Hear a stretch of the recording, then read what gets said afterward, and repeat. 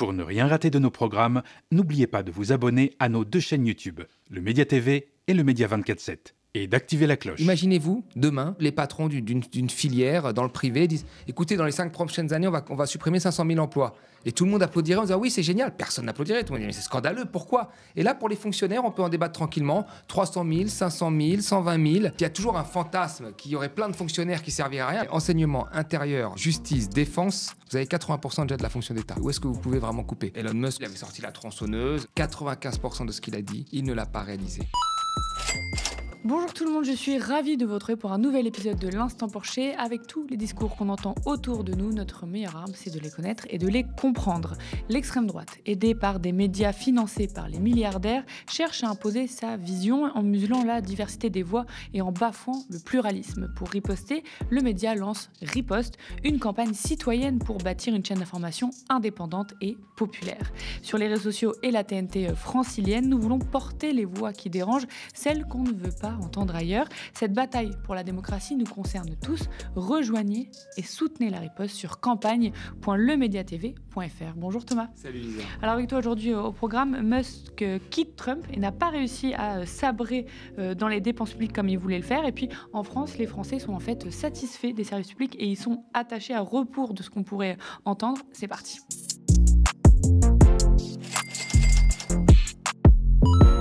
Elon Musk quitte le gouvernement Trump après seulement 4 mois. Le milliardaire d'extrême droite était chargé de gérer le Doge, département censé couper drastiquement dans les dépenses publiques. Au final, sa campagne de réduction des dépenses ne s'est pas passée comme il l'aurait voulu, passant de 2000 milliards de dollars à 150 milliards de dollars, tout en exprimant sa frustration face, je cite, à la résistance croissante aux opérations de la Doge. Ces décisions ont eu des conséquences quand même sociales et humaines assez concrètes, notamment les licenciements qui ont été très mal perçus. Et à travers une passe d'armes sur X entre Elon Musk et Donald Trump, l'ancien proche conseiller du président a critiqué le projet de loi porté par Trump. Il vise à baisser les impôts des entreprises et des particuliers et de couper dans les dépenses publiques, santé, écologie, aides aux étudiants, pour tenter de compenser les pertes fiscales. Par contre, le président américain veut dépenser 150 milliards pour la sécurité et durcir la politique migratoire. Le titre Tesla, propriété d'Elon Musk, a perdu 14% au cours de la séance de jeudi dernier et Donald Trump menace de supprimer les contrats fédéraux accordés à Tesla. Thomas, Musk, dans cette séquence, il reproche à Trump de ne pas avoir fait assez d'économies, de ne pas en faire assez sur les dépenses publiques. Comment c'est possible? En fait, on voit la différence entre un effet de manche et la réalité des faits. Déjà, premièrement, Elon Musk ne connaissait absolument rien au fonctionnement d'un État, il faut le dire. Mais bon, il arrivait avec cette volonté, il avait sorti la tronçonneuse, et on pouvait penser qu'un homme comme lui allait pouvoir réaliser ce qu'il dit, puisqu'il n'avait pas forcément de sympathie pour les fonctionnaires. Et résultat des comptes, il a dit qu'il allait couper 2000 milliards à peu près. Selon les estimations, on est entre 200 milliards, 150, certains disent 95% de ce qu'il a dit, il ne l'a pas réalisé. Et la leçon, elle est là. C'est-à-dire que vous pouvez toujours balancer des chiffres comme ça de coupe de dépenses publiques. La réalité, c'est quand vous allez sur le terrain, en réalité, il n'y a pas des millions de fonctionnaires qui ne font rien. Il n'y a pas des sommes hallucinantes qui sont dépensées qui ne servent à rien. Quand vous coupez, vous allez, comme il l'a fait, vous allez couper dans le nucléaire. Après, vous direz, merde, il n'y a pas de gens, il n'y a pas suffisamment de gens dans le nucléaire. On va leur courir après, les rappeler et les réintégrer. Donc, c'est une leçon. En fait, c'est une leçon de, ce qui montre que les hommes d'affaires n'ont pas forcément une forte connaissance du fonctionnement d'un État. Et la deuxième chose, c'est qu'il faut arrêter la surenchère, ça devient ridicule. Il faut repartir du terrain et de ce qui se passe concrètement pour ensuite peut-être mettre en place une politique. Oui, la question, c'est pourquoi il n'a pas réussi à faire ces économies-là? Tu as commencé à y répondre, mais c'est qu'on ne gère pas le compte d'une entreprise ou son compte personnel comme le compte d'un État. Alors, si ça avait été son entreprise, probablement qu'il aurait fait les coupes très facilement. Mais là, il s'est rendu compte que où est-ce qu'il peut couper? Alors, il a essayé à droite et à gauche, mais que la plupart des choses... Oui, alors déjà qu'on ne pouvait pas couper aussi facilement dans un État que dans une entreprise, mais surtout qu'il y avait des choses qui étaient stratégiques, il y avait des besoins et que c'était beaucoup plus difficile à faire. Vous voyez, moi, ça me fait penser, la leçon qu'on doit retenir, vraiment là-dessus, c'est déjà qu'il faut arrêter de sortir des chiffres complètement dingues. Par exemple, à la finale de la droite en 2017, Fillon et Juppé étaient en finale. Fillon proposait de supprimer 500 000 postes de fonctionnaires et Juppé disait que lui, il fallait faire des réformes et qu'il allait moins casser la baraque. Il proposait de supprimer 300 000 postes de fonctionnaires. Macron dont beaucoup se sont posé la question, si c'était de gauche ou de droite, voulait supprimer 120 000 postes de fonctionnaires. Donc vous voyez, on n'avait que des politiques quasiment, de la droite jusqu'à même une partie du Parti socialiste, qui voulait supprimer des postes de fonctionnaires. Non, mais imaginez-vous, demain, je sais pas moi, un patron ou les patrons d'une filière dans le privé disent « Écoutez, dans les 5 prochaines années, on va supprimer 500 000 emplois. » Et tout le monde applaudirait en disant « Oui, c'est génial. » Personne n'applaudirait. Tout le monde dirait « Mais c'est scandaleux. Pourquoi ?» Et là, pour les fonctionnaires, on peut en débattre tranquillement. 300 000, 500 000, 120 000. Et comme si c'était des charges et pas un investissement. Comme si c'était des charges et pas un investissement, surtout quand vous regardez. Macron, par exemple, c'était 150 000 dans la fonction d'État. Vous prenez enseignement, intérieur, justice, défense, vous avez 80% déjà de la fonction d'État. Donc, où est-ce que vous pouvez vraiment couper ? Vous rajoutez l'hôpital, etc. Donc, il y a toujours un fantasme qu'il y aurait plein de fonctionnaires qui serviraient à rien. Alors, allons dans les collectivités territoriales, parce que c'est ça la mode maintenant, dire la fonction d'État, on n'y touche pas. On va aller sur les collectivités territoriales. Mais c'est quoi ? C'est des gens qui gèrent les forêts, les routes, les égoutiers, le nettoyage, la petite enfance, les pompiers, etc. Enfin, à un moment, et voilà, il n'y a pas, comme on le croit, en haut lieu. Et comme c'est alimenté en fait par des think tanks souvent libéraux, il n'y a pas de gens improductifs qu'on pourrait retirer facilement sans qu'il y ait de douleur. Il n'y a pas d'investissement foireux pour construire des grandes statues à l'effigie d'un chef d'État où l'argent serait gaspillé. Quand on regarde dans les comptes américains et dans les comptes français, les marges de manœuvre sont extrêmement faibles. Donc toute coupe va être douloureuse. Et Musk, il est arrivé avec sa scie, il est rentré chez lui, il a fait même pas 5% de ce qu'il a dit qu'il pouvait faire. Il a très vite vu que voilà, tu retires dans le nucléaire, on en a besoin, tu peux pas. Donc ou couper. Donc il n'a pas pu faire sa mission. Et donc ça, c'est une leçon pour tout le monde. Arrêtons de faire de la surenchère complètement débile qui va plaire à une partie de la population, qui va plaire à une partie du patronat, qui va plaire à une partie des think tanks libéraux, qui consiste à dire on va couper. Voilà, ici, on a un peu de réconcilier la société française en regardant les besoins, là où on doit embaucher, là où on ne doit pas embaucher, etc. Tu dis toute coupe est douloureuse, oui, et puis toute coupe coûte cher aussi, parce que tout ce qu'on enlève du patrimoine public, du service public, ça va dans le privé. Donc en fait, au final, tu prends l'exemple des collectivités territoriales. Si les forêts ne sont plus, les personnes qui gèrent les forêts ne sont plus des agents de fonction publique, il faut quand même qu'elles soient traitées, les forêts. Donc ça va être privé, donc ça va coûter plus cher, et on va, comme d'habitude, socialiser les pertes et privatiser les gains. Exactement. Tous les pays qui ont des prélèvements obligatoires élevés ont des prélèvements privés, donc de l'argent payé pour payer le service privé qui est beaucoup plus faible. Voilà. Et inversement, quand vous avez des prélèvements obligatoires faibles, vous avez des prélèvements privés plus élevés. Et le secteur privé coûte souvent plus cher que le secteur public. Pourquoi ? Parce qu'il doit rémunérer souvent des actionnaires, parce que la mise en concurrence de plusieurs, entreprises privées pour faire le nettoyage génère des dépenses de marketing, de publicité, etc., qu'il n'y a pas quand on est dans le service public, puisqu'il est en monopole. Donc, non, il y a une véritable attaque sur le service public. Il y a des représentants du patronat qui se positionnent là-dessus. Mais au final, voilà, on l'a bien vu à chaque fois qu'on a voulu faire des coupes. Il y a quelqu'un qui paiera, ce sera douloureux.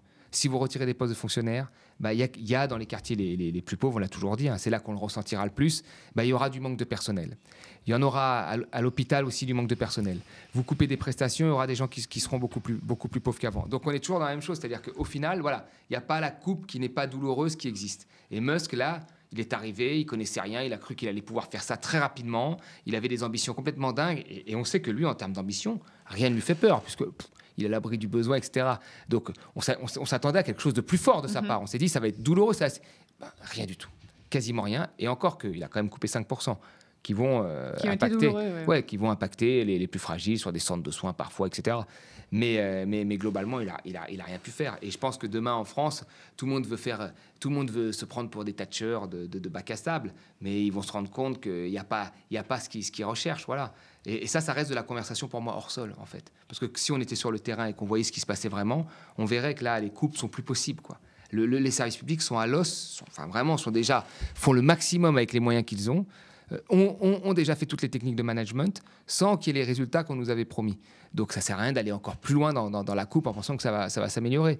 Ça va légèrement baisser la dépense publique, qui va avoir un impact sur l'économie, qui va réaugmenter la dette en pourcentage de PIB. Donc, ce n'est pas du tout la bonne solution. Voilà. Et la preuve en est, c'est que même un grand Musk est rentré chez lui avec sa scie. Ouais, pourtant, on peut vraiment faire un parallèle entre ce qui a été tenté de faire aux États-Unis et ce qui est tenté de faire en France et dans toute l'Union européenne, c'est-à-dire vraiment l'austérité, la coupe dans les dépenses publiques. Tous les responsables politiques qui ont applaudi Musk, Valérie Pécresse, d'autres, même des éditorialistes économiques, qui ont dit nous n'avons pas besoin d'un Musk, mais si on pouvait avoir le 10% d'un Musk. Donc on a bien compris, voilà, il devait y avoir plein d'argent dans les agences américaines. On nous a dit qu'il y avait plein d'argent, qu'il y avait plein d'agences américaines qui ne servaient à rien. Visiblement, quand ils ont été voir sur le terrain, c'était pas aussi simple que ça. Les agences, elles servaient à quelque chose, elles étaient efficaces, et donc c'était difficile de couper, parce que si on coupait, il y avait un manque, voilà. Et il n'y avait pas de personnel compétent pour les remplacer dans le privé. Donc voilà, c'est la leçon qu'il faut retenir. Moi, je pense, c'est arrêtons le fantasme qui est véhiculé. Je veux dire, aujourd'hui, sincèrement, si on faisait une enquête sur les archives de l'INA, de tous les éditos, de toutes les émissions qui sont sorties, qui tapent le service public, qui disent qu'il faut faire des économies, qu'il faut supprimer des postes de fonctionnaires, et qu'on faisait un tableau en mettant ceux qui sont pour la défense du service public, ceux qui sont contre, je pense qu'il ressortirait un certain nombre même la majorité des émissions qui seraient contre le service public, voilà, plutôt que pour. Et là, on voit bien que c'était ça, c'était une idéologie qui avait pénétré Musk, comme beaucoup de businessmen en France, et quand il est passé aux travaux pratiques, il a vu les limites qu'il y avait à son action. Et on en retiendra vraiment, finalement, pour les plus libéraux, il y a une très faible action. Et pour les autres, il y a eu un impact, mais il n'a pas pu non plus trouver ces fameux milliards cachés qui vont au service public. Puis on le dit souvent, mais c'est important de le répéter, parce chez nous, on en parle beaucoup, mais en fait, on en parle très peu. Quand on parle de toutes ces coupes dans les dépenses publiques, ça permet de ne pas parler des recettes. Et ça peut arranger beaucoup de monde de ne pas parler de recettes. Ouais, on l'a déjà dit plusieurs fois ici. Alors, dans les dépenses, effectivement, on ne parle pas des recettes, tu as raison de le rappeler. Et on oublie, alors c'est pour ça qu'on va le rappeler encore une fois ici, que le déficit vient d'un manque de recettes, et notamment d'un manque de prévision des croissances sur les recettes, parce qu'avec toutes les baisses d'impôts, tout le monde nous a dit que ça allait générer de la croissance, et donc il y a eu des prévisions qui ont été faites, finalement elles ont été surévaluées, donc il y a moins de rentrées, donc il y a plus de déficit. Et même dans le déficit, dans la dépense publique, il y a les aides aux entreprises, il y a le CICE, qui ont été des cadeaux. Et à l'époque, quand on augmentait les aides aux entreprises ou le CICE, ça augmentait les dépenses publiques, et là ça dérangeait personne. Les Français aiment les services publics, et ça va à rebours des discours médiatiques ambiants. Le ministère de la fonction publique a dévoilé ce baromètre lundi 2 juin. 69% des Français consultés se disent satisfaits de leur rapport avec les services publics. 11% ne sont pas satisfaits et 20% sont neutres. On a aussi des résultats par administration. En top, l'école, 81%, l'hôpital, 80% et la gendarmerie nationale, 78%. Et les moins bien évalués sont France Rénov', 55%, les tribunaux, la Mutualité sociale agricole, la MSA, ou encore France Travail.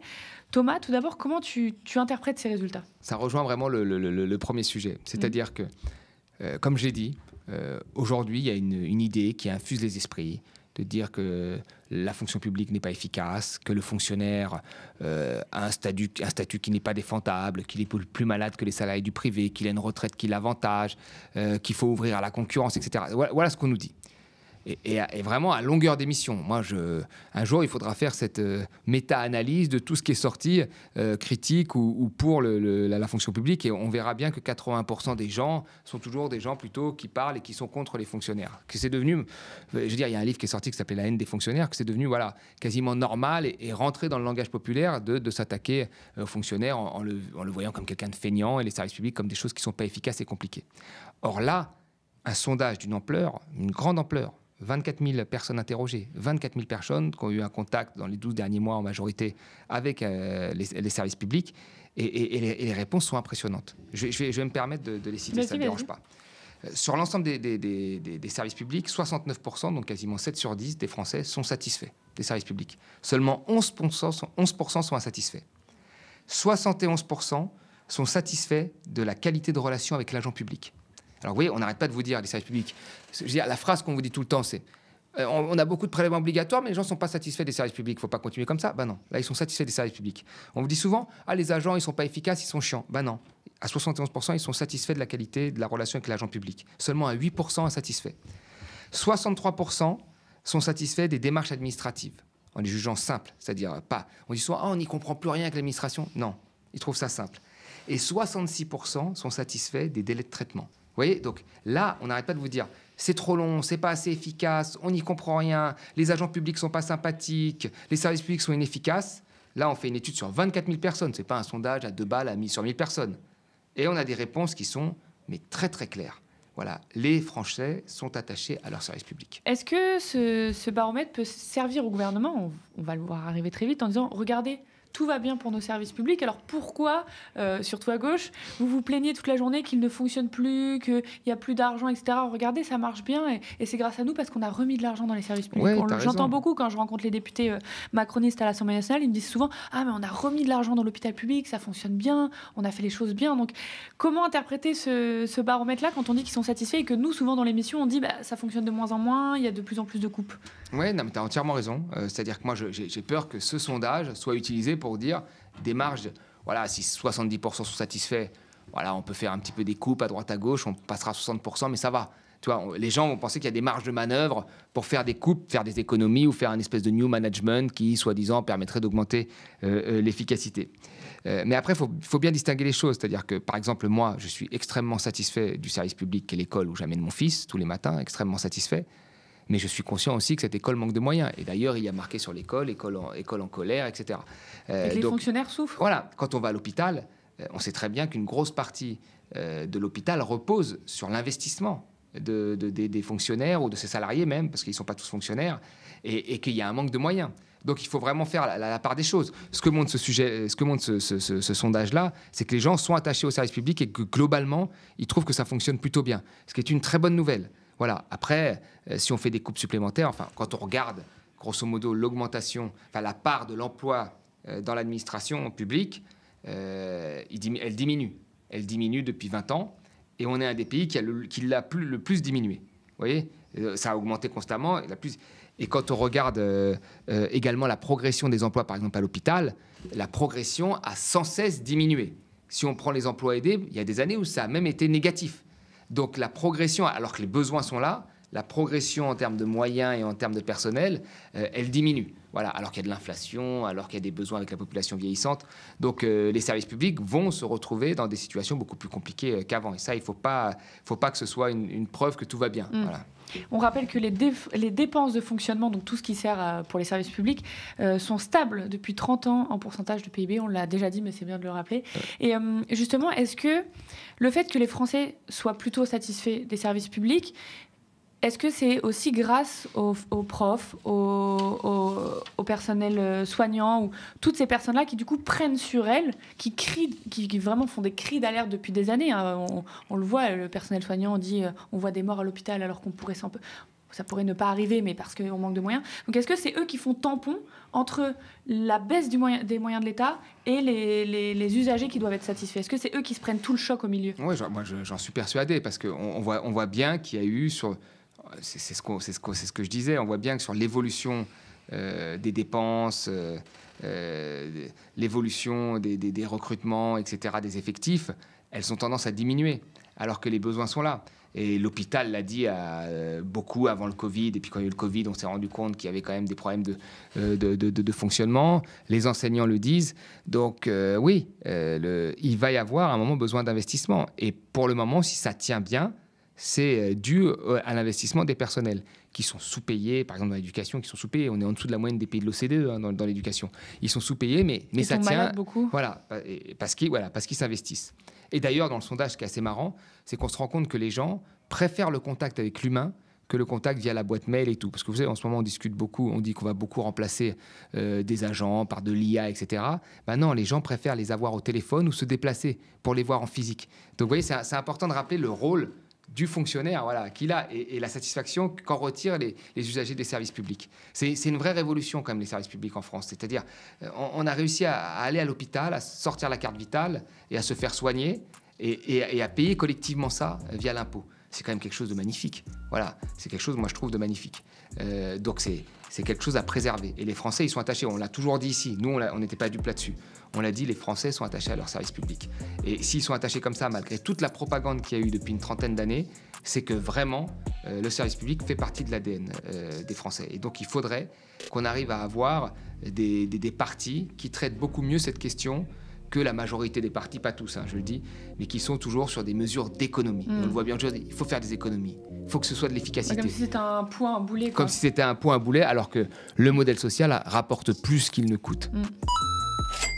Merci à vous, chez vous, d'avoir suivi cet épisode de l'Instant Porcher. J'attire une dernière fois votre attention avant de se quitter. La situation politique est inédite, historique, on n'arrête pas de le dire ici.